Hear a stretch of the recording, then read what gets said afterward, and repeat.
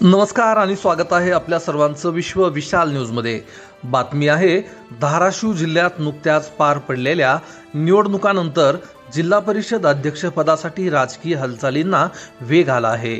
अध्यक्षपदाच्या शर्यतीत सध्या एक नाव सर्वाधिक चर्चेत आहे, अर्चनाताई पाटील।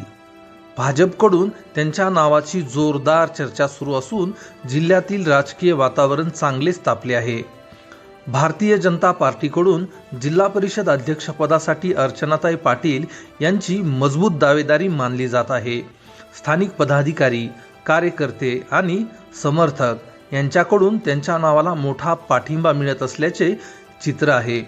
उच्च शिक्षित आणि अभ्यासू नेत्या म्हणून ओळख असलेल्या अर्चनाताईंनी पक्ष संघटन मजबूत करण्यासाठी सातत्याने काम केले आहे।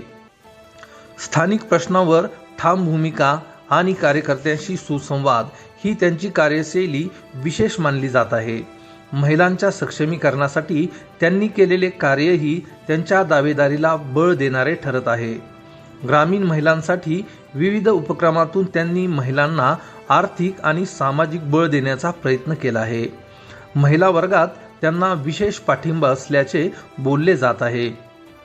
निवडणुकीनंतर अध्यक्षपद कोणाकडे जाणार याकडे संपूर्ण जिल्ह्याचे लक्ष लागले आहे।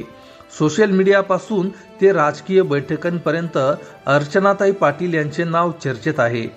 अंतिम निर्णय पक्षश्रेष्ठीकडून घेतला जाणार असला तरी सध्याचे राजकीय समीकरण पाहता त्यांची दावेदारी मजबूत मानली जात आहे। आता अधिकृत घोषणेकडे सर्वांचे लक्ष लागले आहे।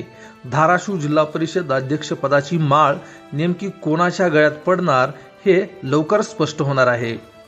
विश्व विशाल न्यूजवरती अशाच नवनवीन बातम्या पाहण्यासाठी नक्की विश्व विशाल न्यूजला सबस्क्राईब करा।